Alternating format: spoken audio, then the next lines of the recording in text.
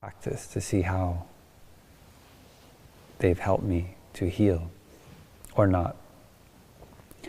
And so in that spirit, Tai has proposed some things which, for many of us who've learned about Buddhism, we've learned the Dhamma, sometimes it can be quite challenging. And that's a good thing. That's something that's coming alive in us. Like, how could Tai say that? Or how dare Tai say that? And what I found was that if I let that to come in and just sit with it, I usually found that there was some attachment to a view that was still there in my consciousness. And Thai's teachings helped me to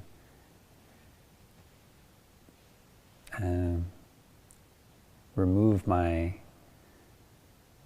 attachment, to remove my assumptions about the teaching. And so that's the spirit of this class, is to try to present some innovative and challenging approaches to the Buddhist teachings so that we can heal and transform and become happier. So that's the spirit of how we approach this class today. So we've been talking about the Four Noble Truths, and Thai's insight that, especially saying clearly that suffering and happiness are intimately connected. They're not separate matters. And so when we reduce the suffering, then the happiness increases. Just like when we reduce the darkness, light is there automatically. You cannot talk about reducing the darkness without the increase of light. And noticing that the interconnectedness of suffering and happiness. So even in our most difficult moments, whether we're experiencing physical pain or mental pain or both, that happiness is right there. Because if pain is there, then we know happiness is also there. And we just need to look at our pain with mindfulness. And so today we're talking about the second noble truth in the 19th tenet.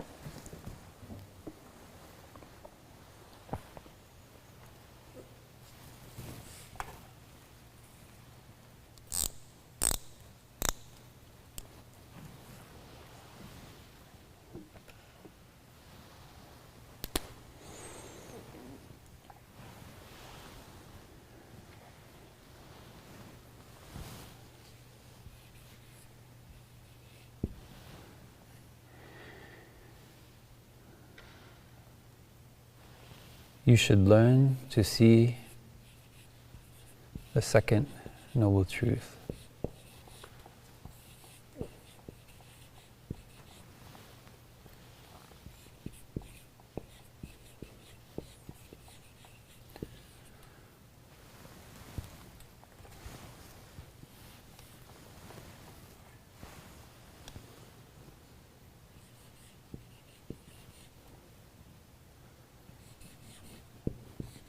The second noble truth as the path of the 8 wrong practices.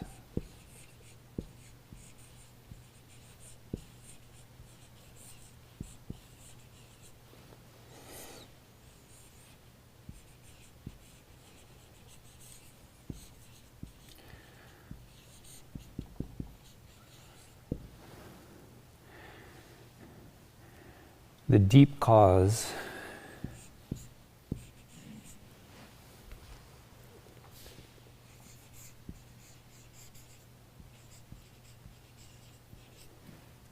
of ill-being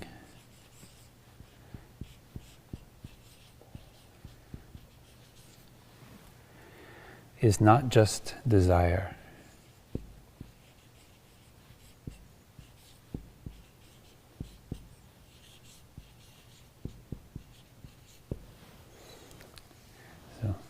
Might sound a little bit controversial.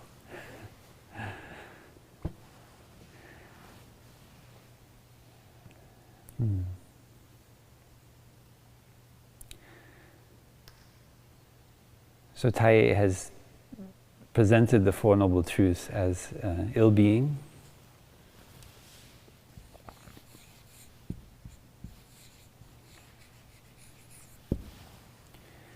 and the ignoble path, or the path of wrong practices.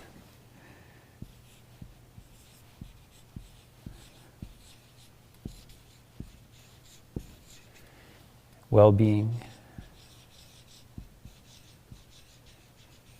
and the noble path.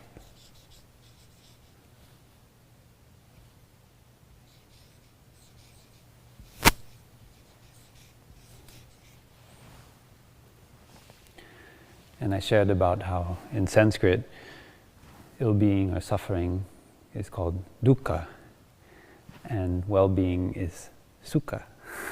So it's clear in Sanskrit that they are related. Dukkha is something, the beginning part means something painful, not good, and su is good. So, but when we say suffering and happiness in English, it's not clear that they're related.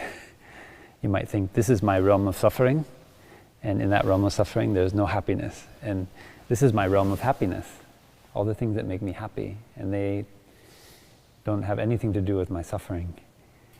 And so we spend our lives just trying to get to the realm of happiness as much as possible, and trying to ignore or suppress the realm of suffering as much as possible. So we try not to go to places that make us suffer, to be with people who make us suffer, to do things that make us suffer. And then we just want to be with people who make us happy, to go to places that make us happy and do things that make us happy. And that's the way most of us live our lives. And that's why we're running all the time, because we're trying to run away from the realm of suffering to arrive at the realm of happiness. And so Tai said, I don't want my students to live in a place where there is no suffering, like a realm of happiness, because in a place of no suffering, happiness is not possible. True happiness is not possible. So we need to look in our own lives and see in what ways in my daily life am I constantly running towards a realm of happiness, instead of looking deeply into my suffering and seeing that happiness is right there. It doesn't mean that we get some kind of sick enjoyment out of suffering. It means that we look with mindfulness and we see that the seeds of our happiness are right there in our suffering, because we understand the roots of our suffering, what we've thought or said or done that has brought about that suffering. And we know how to learn how to stop thinking those things, stop saying those things, stop doing those things. And then happiness is there right away. We don't need to go somewhere else. I remember when I was a young bhikshu and I was asked to go on a trip with one of my elder brothers. And I was a little bit proud to be asked to go on that trip. And I already, in my mind, I started to have lots of views about what I will do on that trip. Like, maybe I will be asked to give a Dhamma talk. I can answer questions in the Q&A. And what I found was that brother, he gave the Dhamma talks because he was the Dhamma teacher, of course, and I was a young brother, and answered most of the questions and had most of the conversations, and I was just expected to invite the bell and maybe sometimes offer a guided sitting meditation. And so that's all very normal, but in my mind I had created another reality. And because of that attachment to that view about how I wanted people to see me, I suffered. And I suffered in my relationship to my brother. And so one night I became so angry. And he had said something, but actually the source of my anger was already building for many days. So that thing was not such a big deal. But I was so angry because I felt I felt not respected. And so I was so angry. I wanted to. We were just starting a retreat, and I felt like something came up inside of me. Like I wanted to go burst into his room, because we were staying in separate rooms, and just give him a piece of my mind. Tell him, how I really felt inside. Just spill out my anger. And but I had learned the fourth mindfulness training on happiness, right? And learned not to speak or do anything when anger is present. And I was very aware that anger was present. Sometimes we're not aware, and we get mixed up, and we're not clear that our motivation is actually anger or despair. But I was very clear, I was angry. And so I practiced like we were trained to do in the fourth mindfulness training. I went and practiced walking meditation. And it was in nature. I was outside, and it was dark. And I practiced breathing, just like we learn in the monastery. I breathe in and take maybe 2 or 3 steps. And then breathing out, maybe take 3 or 4 steps. Aware of my breath and the contact my feet make with the earth. And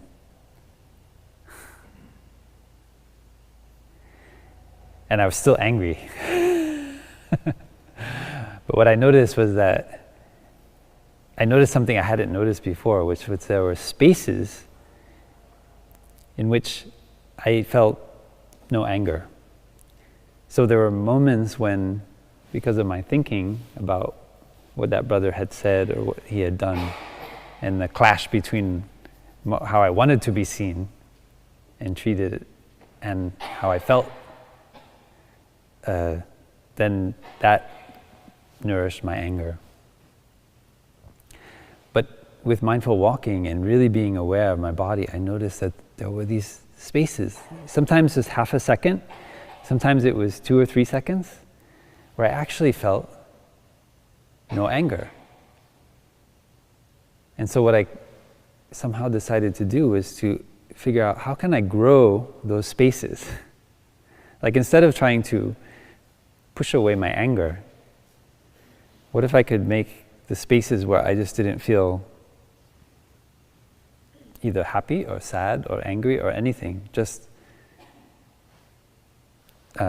neutral? What if I tried to grow those spaces?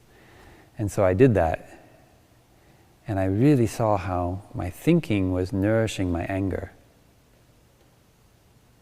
Like I really observed more clearly than I ever had before that I did have a lot of power over what I thought about. I could easily change to think about this or think about that. But it was not easy to just choose not to be angry. So rather than trying to push away my anger, I learned to change, as we say, change the peg.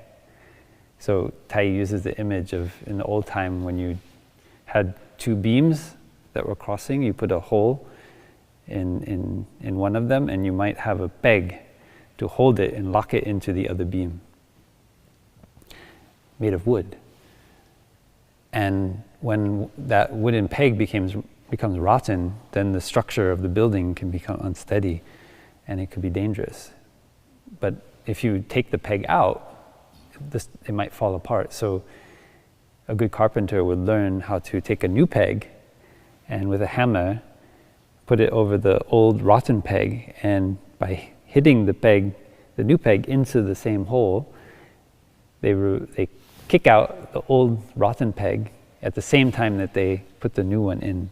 So there's no gap. You keep the structure intact. And that's what we learn to do with our thinking.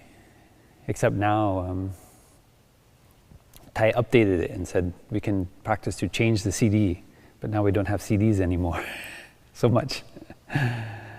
Some of us remember CDs when we are listening to music, and we are listening to that CD which is always watering the seeds of anger and despair in our mind.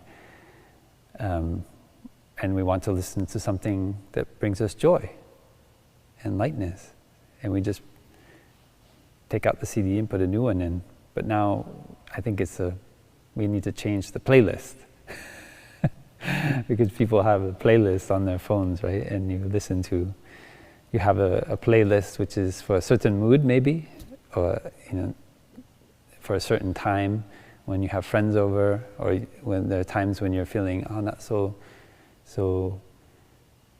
happy. So you want to have something joyful that brings you a lot of peace and lightness. So that's not too difficult to do on our phone, but how do we train ourselves to do it with our mind? And that's what I was doing with growing these spaces between the moments of anger. Just looking at my thinking and seeing the cycle, the nourishment that my thought provides to the emotion, this hormonal response in my body, which is making me feel angry. And it's very interesting that studies have been done on mood states in animals, and they find that, at least for mammals, and for any animals which we've been able to see kind of mood states, what they call rage, kind of state of rage in animals. All animals want to experience it as little as possible. Usually they experience it when they're cornered or threatened in some way. And all animals naturally want to get out of the state of rage as quickly as possible, whether by defending themselves or running away. And we are like that too, but now, because of the complexity of our interactions every day and our attitudes towards reading the news, things that are going on in the world, if we're not careful, we may be watering the seed of anger like a fuse slowly smoldering in our mind, watering those seeds of anger, of dissatisfaction, almost all throughout the day, just at a very low level. It's not something that's necessarily very strong until that moment that the anger manifests. And then if we are mindful, we recognize, I've been burning that fuse all this time, slowly, with that thinking. So I came back and I recognized that. And for me, it was a huge breakthrough. Even though Thai had been teaching us about it, but I hadn't experienced it in my body. I hadn't actually seen how I'm lighting this fuse, which is burning and turning into a flame of anger inside of me. So I was able, doing walking meditation in the forest, to just really see that cycle of thinking, nourishing my emotion, and then changing my thinking. Really not focusing on what that brother said and did that was making me angry, but rather focusing just on my step, focusing on my breath. And then something interesting happened. I had, in this moment, there arose this image of two possibilities. I know there are many possibilities, but there were two. So one is the one in which I sabotaged the retreat. So we come very far to a country where they rarely get monks and nuns to come. And I knew that for many of these people, and the retreat was very far out of the city where they lived. So they had to drive for many hours to get there. And I realized that all the wonderful aspirations of the people who come on this retreat, and I got in touch with that energy, and I thought, my goodness, here I am, and I cannot heal my relationship with my elder brother, and all these people have come to practice mindfulness, to overcome their difficult emotions, and I felt a little bit of shame. And then I touched the seed of desire, kind of, sometimes we call it bodhisattva desire, to really overcome my difficult emotion in order to help people to suffer less. Anyway, that's what was going on inside of me. So first there was growing spaces between the emotion of anger and learning how to do that by changing my thinking, bringing my, not necessarily, I didn't try to think all these good things about that brother. That might have been too far.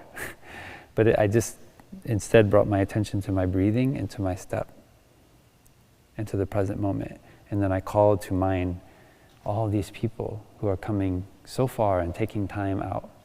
And they rarely get a chance. They cannot come to Deer Park or Plum Village to practice. And if I'm very unpleasant with my brother and I don't do what he asks me to do, I don't invite the bell and so forth, and I will make the retreat unpleasant for everyone, and we will not inspire the people to be happy and joyful. So I really saw, and I could feel Thai in me, not me Thai, but Thai reminding me, really coming and reminding me, saying, look,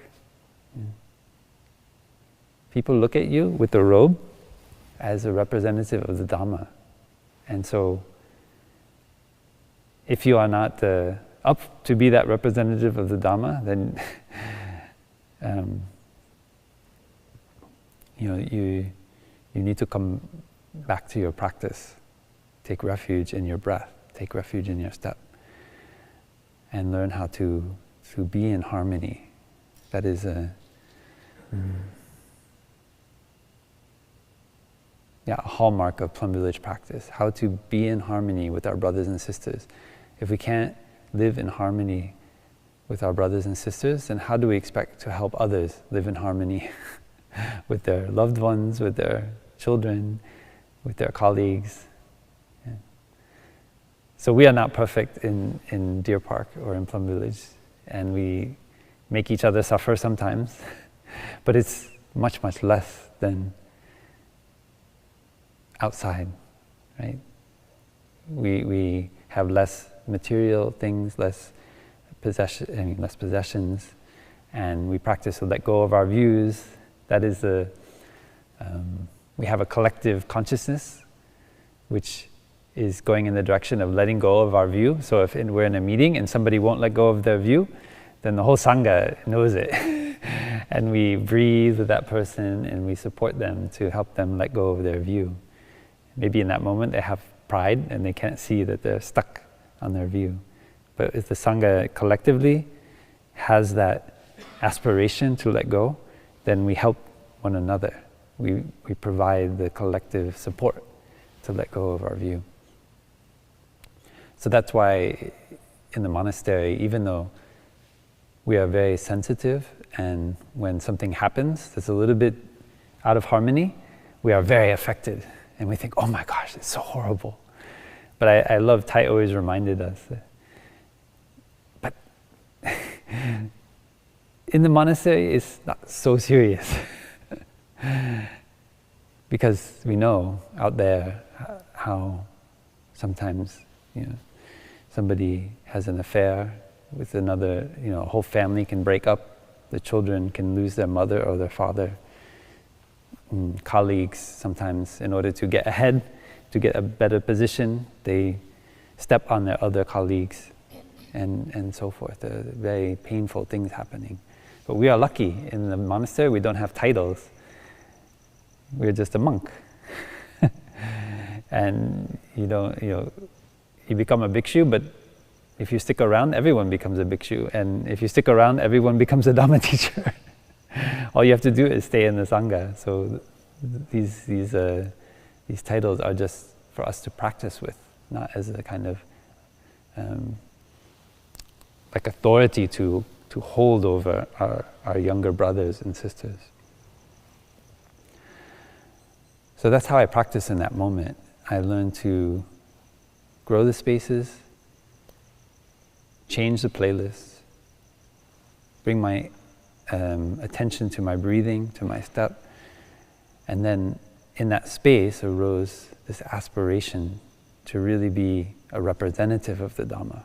Even though I know I'm not perfect, I have a lot of shortcomings, but I can in that space of calmness, and I can practice. I can come back to my step. I can come back to my breath. And so instead of bursting into my elder brother's room and giving him a piece of my mind while I was angry, I went back to my room and I went to sleep. And I woke up the next morning and I was so happy, because all those things that I was going to do, I didn't do. All those scenarios I played through in my mind, I woke up with a happy thought that I didn't do it. And instead of waking up as this, thinking, oh gosh, what did I say, what did I do, and having this horrible day where I and my brother ignored each other and didn't get along with each other, and then the people in the retreat feeling that whole scenario didn't happen. And instead, I was, I practiced to continue to not water the seed of anger. It's not like the anger just completely disappeared. There were still things, but the still things that I was working with and practicing with. But at least I was able to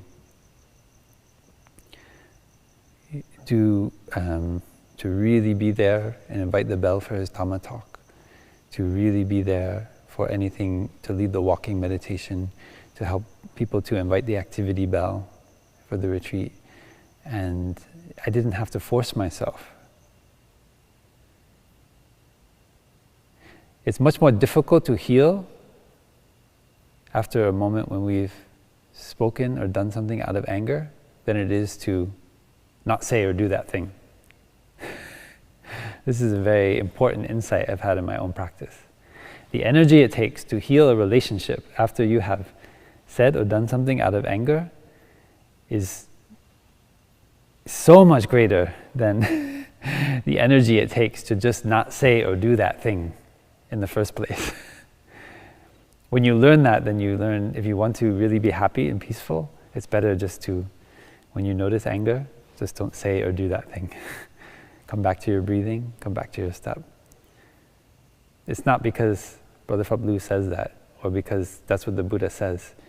If you really look with mindfulness in your experience, you see that the energy that you will expend, because eventually, especially when we're living in community, you cannot just make that brother go away, or that sister go away, because you're angry at them. You may live the rest of your monastic life with that brother or that sister. We don't know. And even if you are very far away from them, there will be an obstacle in your mind in relationship to that brother and sister because of things you've said or done. So the better way is to not do that thing out of anger, because the healing process and the reconciliation, it's never 100%, I can say. I think it's safe to say. There's always a little bit of pain, some residue. We can always forgive each other, but the experience of feeling hurt by someone it stays with us. And it's difficult to completely heal that pain. I shouldn't say never. It's difficult. It takes a lot of effort, and it takes both people a lot of practice and deep looking to really heal from a moment of anger and conflict. So I always bring that to mind now when I'm in a moment and I feel very angry about something because I'm attached to my point of view. Just really think, oh gosh, I know from experience that it takes so much more energy to work to heal that relationship than it takes just to not say or do that thing in the present moment. And then that's a source of happiness right away. It doesn't mean sometimes when we talk about not acting or doing something out of anger, people say, but there's injustice, there's wrong, there's pain and suffering in the world. So not acting out of anger doesn't mean there's not pain and suffering and injustice in the world. But it means that you can respond with intelligence. You can respond with a calm mind to actually potentially radically transform the situation of injustice, transform the situation of suffering in the world. If you act out of anger, it's very unlikely you are going to change in a deep way, getting down at the root of that injustice or that suffering.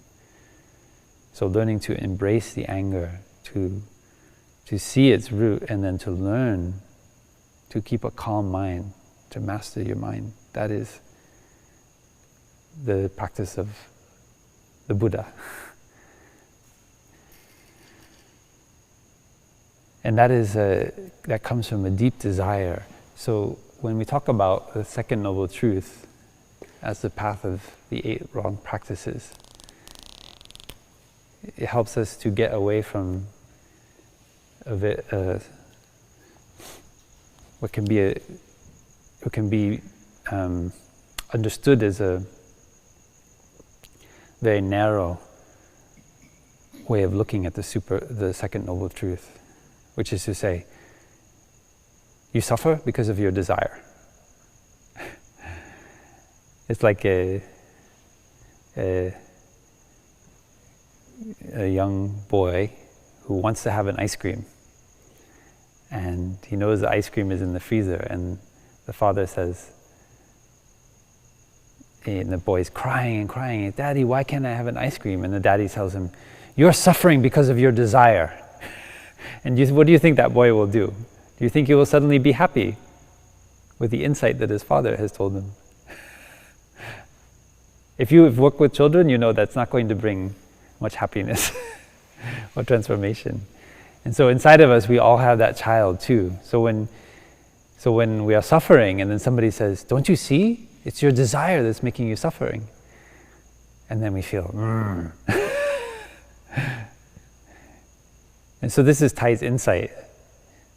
Just saying that it's our desire that makes us suffer is not usually very helpful.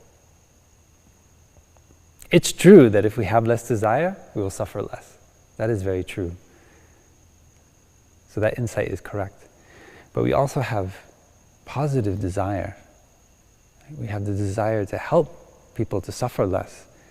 So when we become a monk or a nun, or we practice the 5 mindfulness trainings as a lay practitioner, we have a positive desire. We come up to practice the mindfulness trainings because we want to transform our habit energies, and we want to help others to suffer less too. And that's a good desire. So we should not just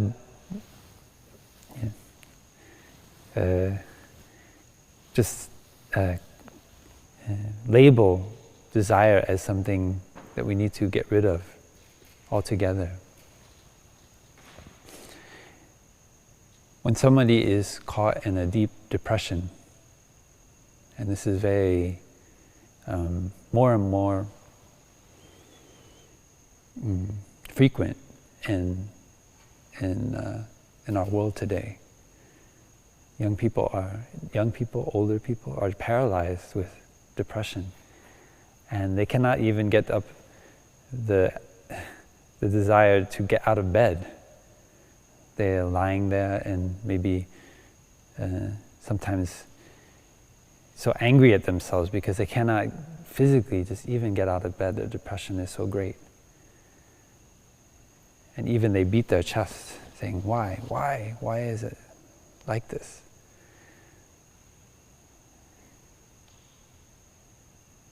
And so if we tell that young person who is, or that older person, that depressed person, that they are suffering because of their desire,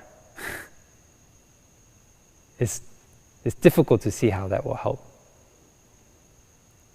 So Tai says we have to look at the causes of suffering in terms of these 8 wrong practices, which are another way of looking at the other side of the opposite side of the 8 right practices of the Eightfold Noble Path.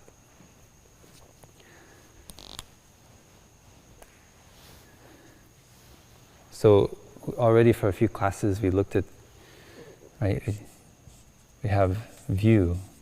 So in the Eightfold Noble Path we talk about right view. And the deep practice of right view is letting go of all views. Because any kind of view is kind of like blinders on a horse. It's making you look at the situation in a certain way. Or you can say like colored glasses. And you put them on, and so everything you put on rose-colored glasses, and so everything you look at is rose-colored. And so you start to behave as if the world is rose-colored. So when we are affected by any affliction, whether desire, whether anger, then we look at the world through angry eyes. If we have jealousy, we look at the world through the eyes of jealousy. And everyone we see has qualities that we want for ourselves, and we feel we need to do something to make those people suffer who are more talented than we are. If we are sad, then we look at the world through sadness-colored glasses. And everything we see is suffering. We just see people dying. We see the world in the climate crisis. We see no possibility for future generations. And we just see everything happening in that way. And we don't feel joy or happiness.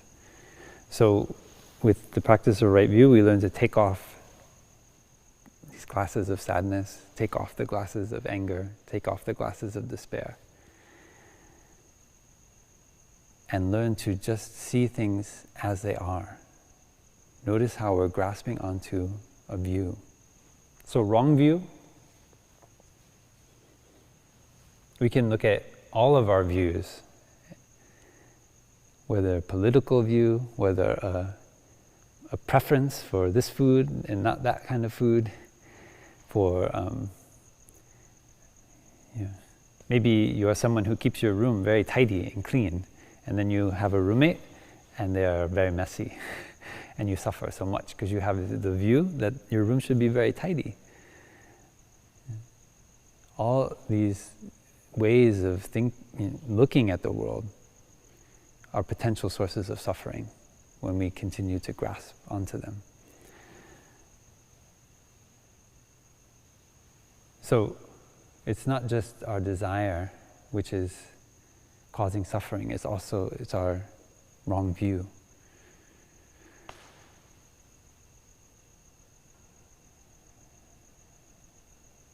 In the practice of beginning anew, many times I've experienced beginning anew with one of my brothers or sisters. And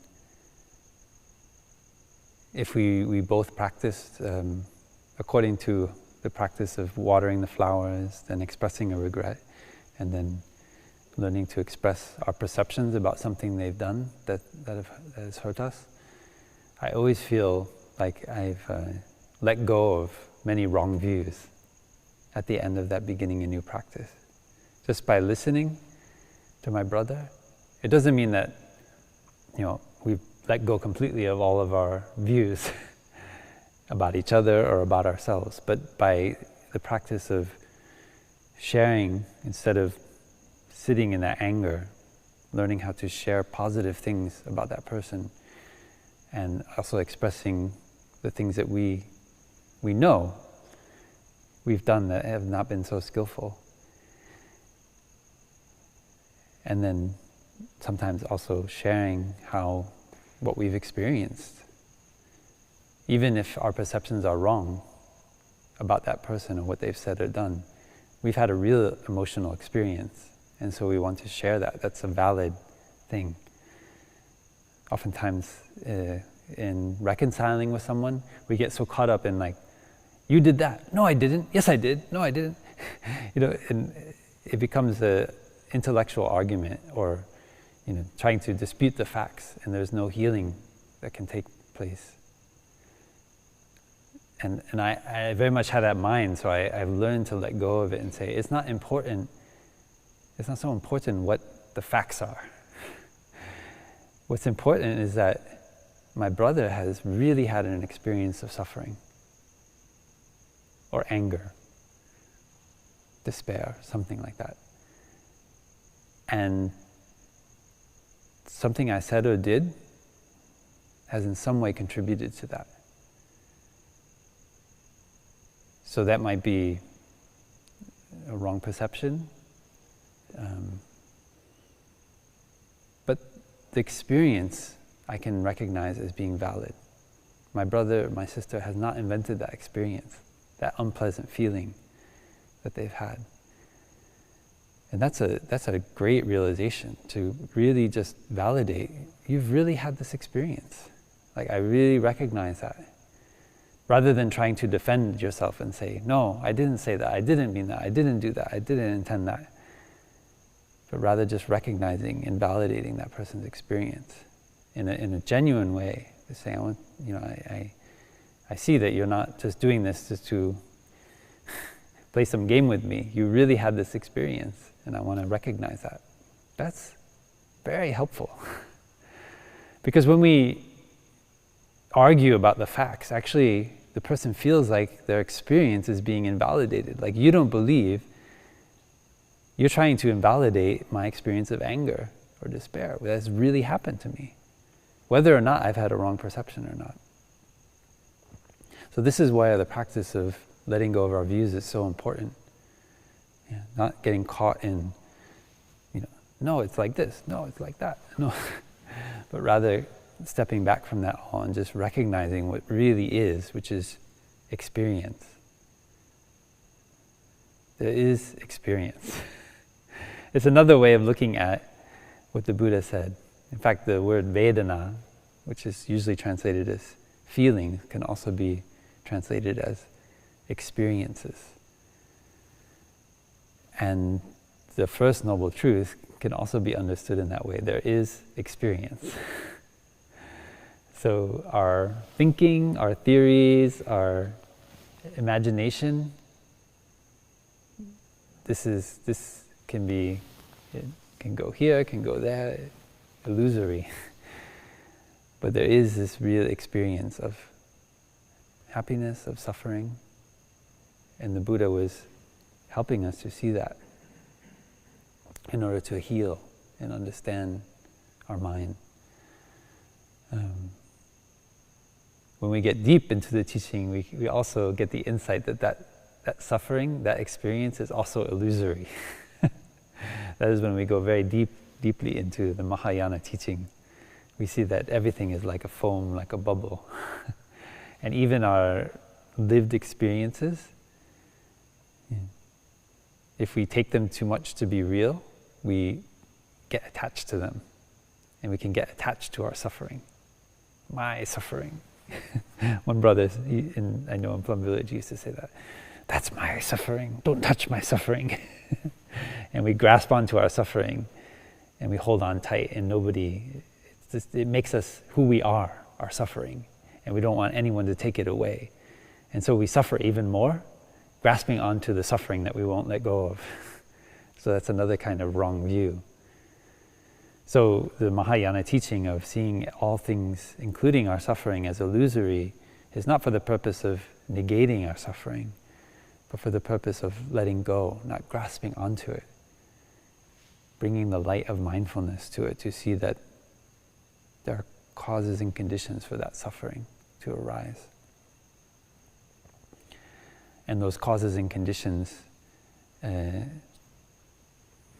Thầy proposes that we not just focus on desire as a source of our suffering.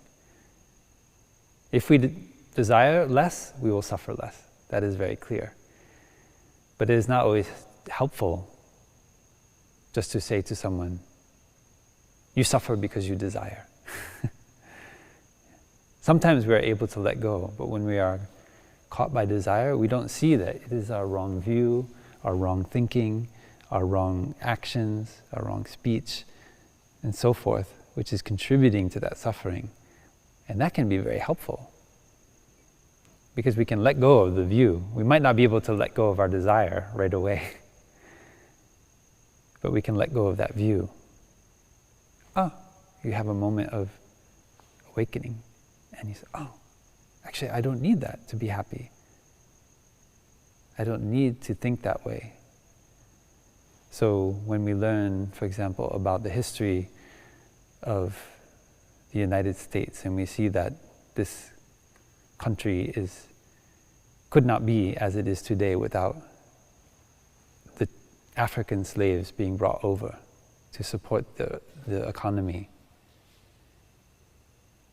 We see that the condition of this country is not possible without that. And so when we see the suffering that happens when George Floyd was murdered last year, and we see the connection, the root of that suffering, we get an enlightenment moment. We think, oh my gosh, I don't want to continue this current of racial hatred, of white supremacy, and so forth. We can wake up from that wrong view where we think we need, whether we are black, whether we are white, whether we are Asian, whatever we identify with or we don't identify as anything, we are able to become free from the view of better or worse, higher or lesser, and judging others because they look different. Rather, we get understanding. So that is an enlightenment moment, right? Letting go of the view that you just receive from your friends growing up, or from your community, or from the institutions, or from the movies, or from whatever you watch that's built into your collective consciousness. It's not like everything just disappears right away and you have no bias, you have no racism, you have no sexism, but rather it's continuously unfolding moments of awakening which come from letting go of grasping of ideas. And when our desire is less, it's easier to do. So that is why the Buddhist tradition, the Buddha focused on desire or craving as a source of our suffering. But we need to see that manifests in many ways. And in a deeper level, it's not just only desire, it's also our anger, our despair, and our wrong, which are coming from wrong views, our attachment to wrong views. Yeah. So they are all interrelated. We can see in anger, there's desire, because like I shared in this story, I have a reality that how I want to be seen, how I want to see myself.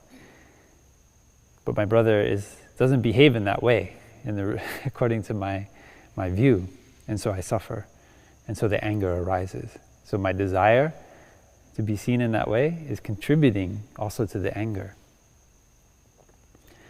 But it is not desire alone. It is also the seed of anger in me that is transmitted through generations. There is despair. There is violence. There is ignorance. Just going through and holding on to a view and not seeing things as they are. Not coming back to the present moment and recognizing, I'm still a young monk. I have many things to learn. I can see this. I don't need to be a Dharma teacher. I don't need to be the one who does the guided meditation. I don't need to be this or that to be happy. So this is an insight that comes from understanding what wrong view is and then letting go. Learning to... Usually we can't let go of a view until we recognize it. We can let go. So view, thought,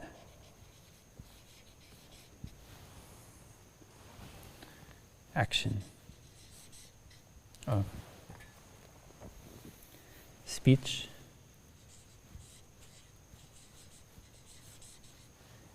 and action.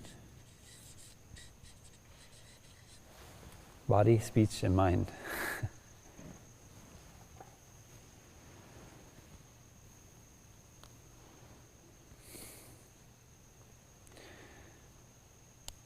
So it's really, I've really benefited from seeing how my thinking is feeding my emotion. This is really fundamental to transformation, to seeing in every moment how this thought is contributing to this emotion. Sometimes a thought can feed different emotions, but when you get good at recognizing, you think this, you think that, that's leading to sadness, that's leading to anger. And the more refined and more mindful I find that I become of my emotions, I can see that thought leading to sadness very quickly. And so I don't continue to feed that thought. I learn to come back to my breathing, come back to my step. It's like, I think I shared before, but if you use the image of an acorn,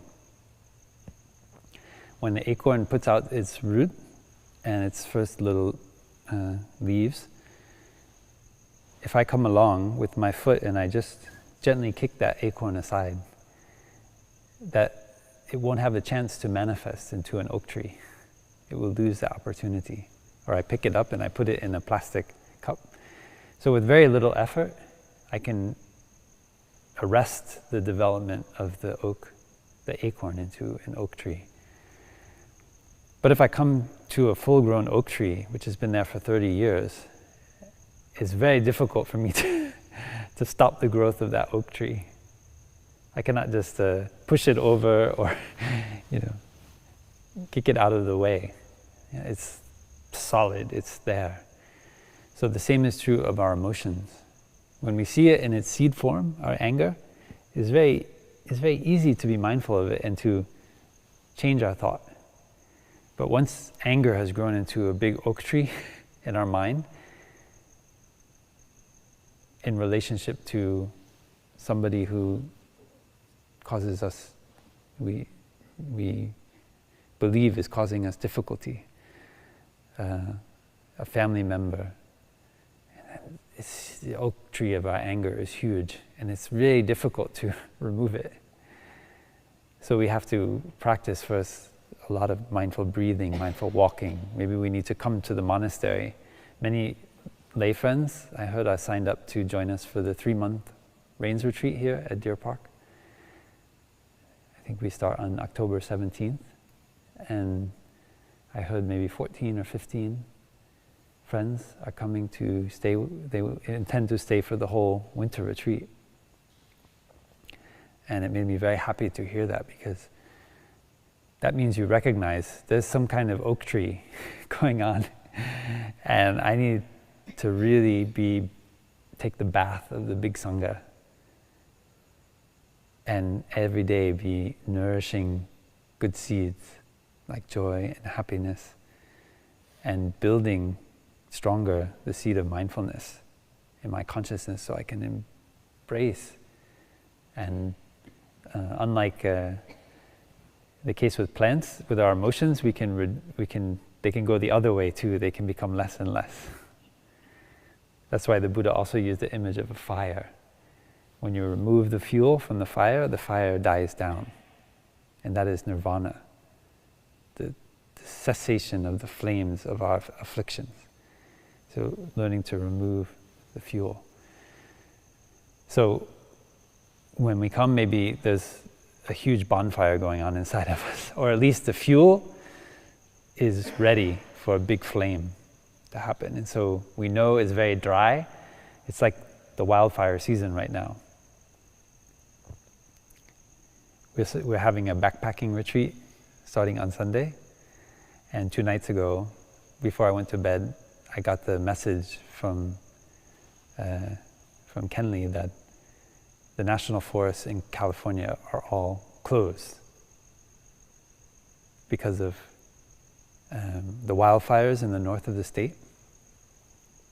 And the fire crews from the south had to go up to the north, almost all of them, to support fighting the fires in the north. And so they decided to close all the national forests of California so that people don't go into the mountains. And then if there's a fire, they have to go and save them. So even it's Labor Day weekend and many people want to go out into the forest and camp and hike and see the beauty of nature. And we had already planned to go to Mount San Jacinto to go backpacking with many lay friends out in nature and practicing mindfulness while camping, while walking mindfully. And I found out before I went to bed, we cannot do that.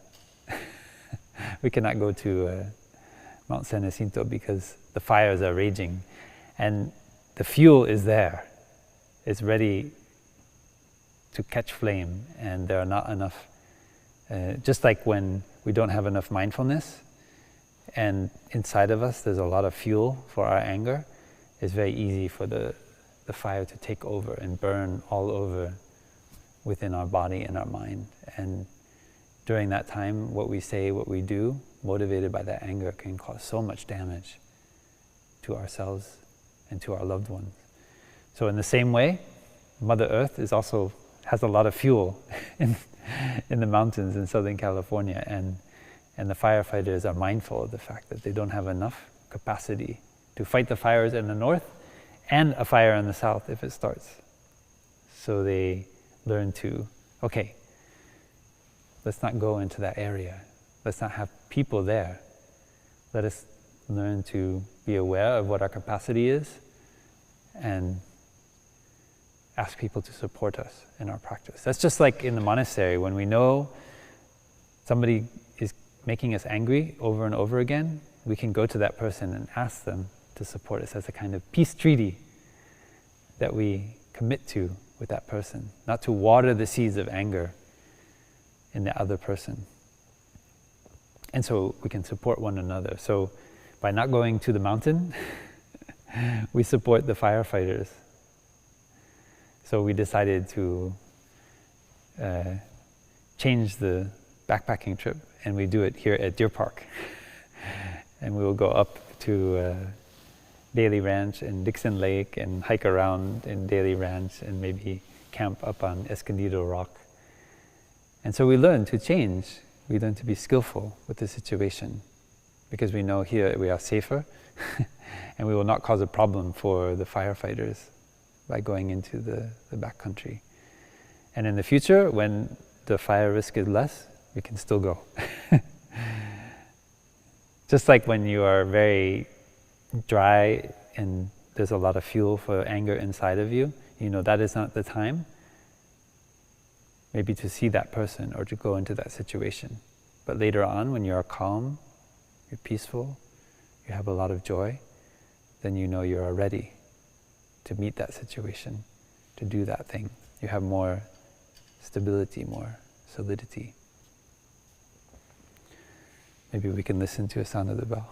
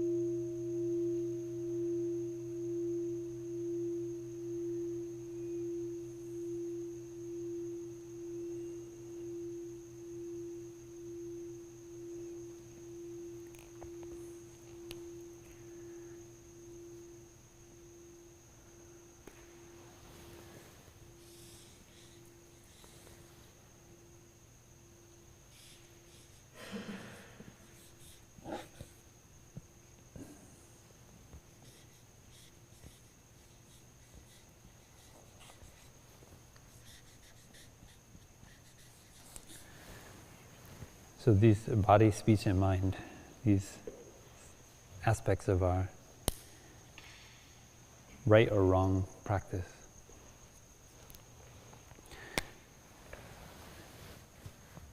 And then we have livelihood,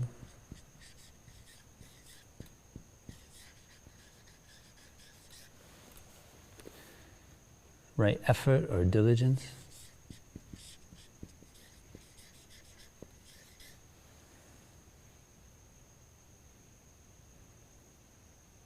mindfulness,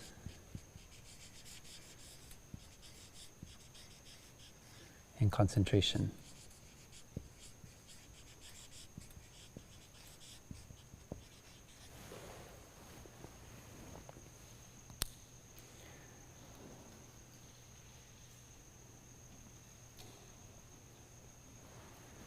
So I touched on these last class. What is right livelihood? What is wrong livelihood? If we are living in such a way that causes suffering, if we are burning fossil fuels, as we all are in some way, shape, or form, just by the clothing we are wearing, the food we are eating, we know that we are emitting CO2 into the atmosphere, and that is a kind of suffering that we are transmitting to the future, to future generations. So we learn to live more simply on the earth, to have a livelihood which is causing less harm. So you look and see what is really causing harm. 100 years ago, we didn't know that burning fossil fuels is causing so much harm to the environment. Now we know, but are we able to change our action collectively in response to that insight? It's not something we can do at an individual level. I mean, we can reduce our consumption to some degree, but we need to learn how to do it at a collective level. So each aspect of the Four Noble Truths has an individual, but also a collective aspect. So we are contributing to the collective. Just like one candle illuminates, can illuminate the room to a certain extent, but if you have many candles, the brilliance is much greater. But the room full of candles is made up of many individual candles. So that is a way of looking at the individual and the collective. They're not separate. You cannot say that candle is separate from the collective. It is contributing to it. And so each of us in the way we live, and when we come together in the monastery, living together, eating together, using the car, using electricity together, then our usage is much less because we can share the space. And that is a wisdom from many generations of our ancestors, learning how to live together in community, to live simply. So we learn right livelihood by just living together in the monastery. If we're at home, we can learn how to live, share with our neighbors. You start to do kind things to our neighbors, maybe bring over a pie or some fresh fruit if you have too much of it, in the fruit tree in your backyard. And then slowly we learn how to rebuild community. If the community is strong, then the consumption is less because there's happiness. And we don't need to consume things, to buy these things, to be happy. So if we learn, so happiness is very sustainable. But running after happiness is not sustainable. Running after happiness is probably the greatest cause of CO2 emissions on the planet. So there's wrong livelihood and right livelihood.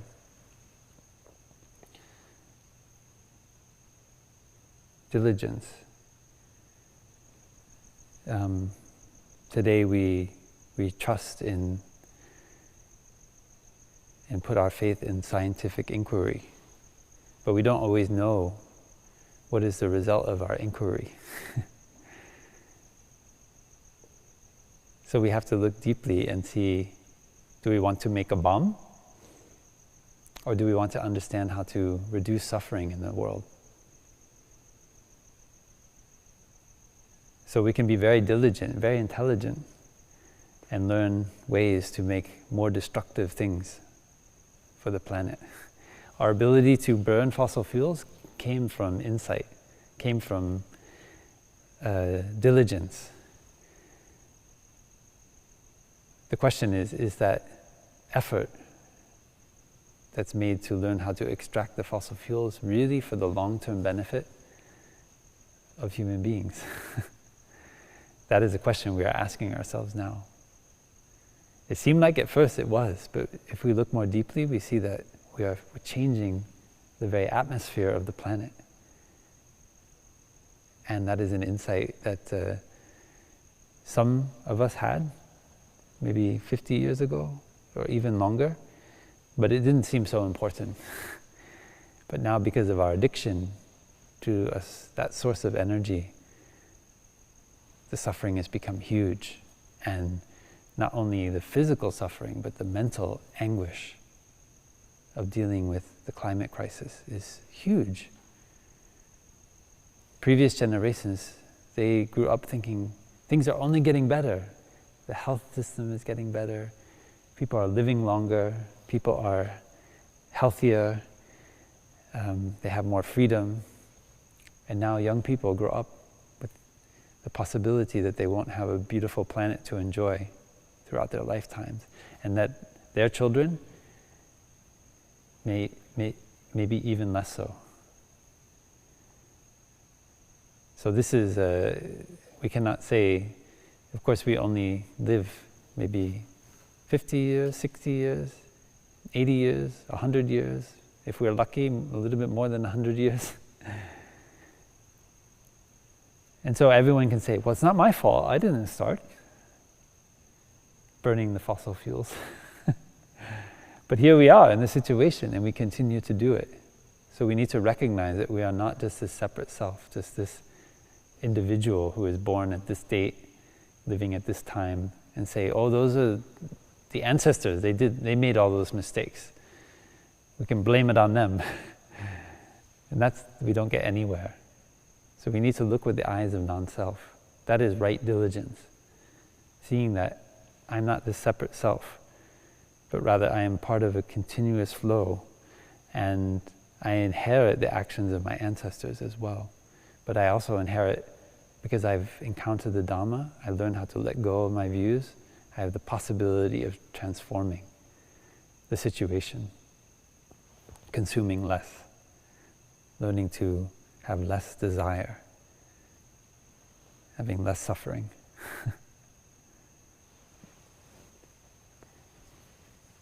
And the same is true, there can be wrong mindfulness.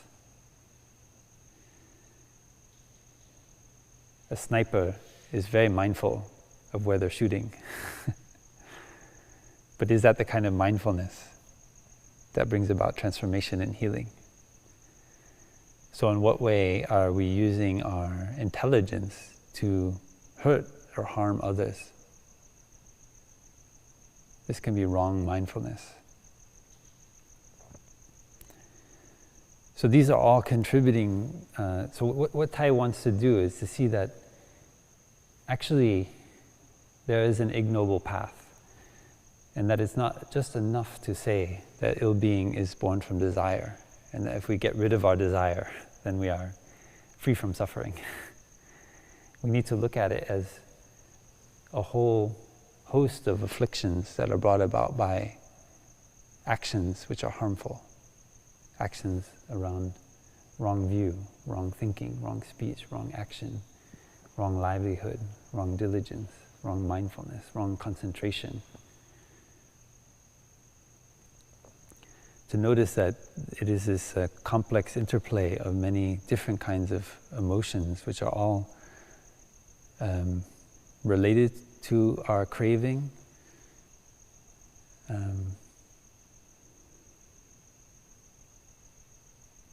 but not simply reducible to our craving. That is Thay's insight. And we can learn to turn around and let go of our views. Notice when our thinking is nourishing difficult emotions and change it into thinking that waters the seed of mindfulness, of joy, to say kind things instead of saying hurtful things, to do kind things, to give a gift to someone without any expectation, or to offer to help somebody to wash their dishes, or to sit with someone who is suffering, who is crying, who is hurt, maybe hold their hand. So transforming wrong action into right action, that is the noble path. Just recognizing that as a living being experiencing the planet, we are constantly doing. We are doing in the flesh. I had the insight that there's no passivity. We use the term active and passive, but when you look deeply into your body, what can you say is passive? Everything, cells are combusting oxygen that we're breathing in every moment. Where is there passivity? So actually we are always action. There's no self to speak of, but there are processes which are constantly going on. And so if we see that, we see what we are doing is really, we are shaping the direction of the stream of our body, of our feelings, our perceptions, and so forth. And so as practitioners of the Dhamma, we learn how to guide the stream skillfully. So rather than going in the direction of wrong thinking, in the direction of right thinking, and so forth. So this is Thay's insight and into the second noble truth, how to learn how to not to reduce something just to one cause, and to see as well that there are positive desires, that our aspiration to practice is a positive desire. The Buddha, when he decided to leave the home, he's touching a deep, deep desire to be free from suffering. And that kind of desire is very helpful. Without that kind of desire, we don't go very far at all on our path. So thank you for listening, and thank you for reflecting on this teaching of Thay on the second noble truth. And we will try to announce for those online. There may be a class next week, but during the next month we will be hosting the great precepts transmission ceremony called Go to the Other Shore here at Deer Park Monastery. And some of our brothers, like Brother Min An, and our two sisters here, Sister Chang Mai Tang and Chang Mai Vien, who've just come from Plum Village, will receive the Bhikshuni ordination. And so so for about a month probably we won't have the 40 Tenets class. Maybe we will have it next week, next Wednesday. We have the brothers and sisters arriving. But otherwise we will announce on the Deer Park website and try to announce as well on the Plum Village website when the class will continue in October. So thank you for your practice, and we'll finish with 3 sounds of the bell.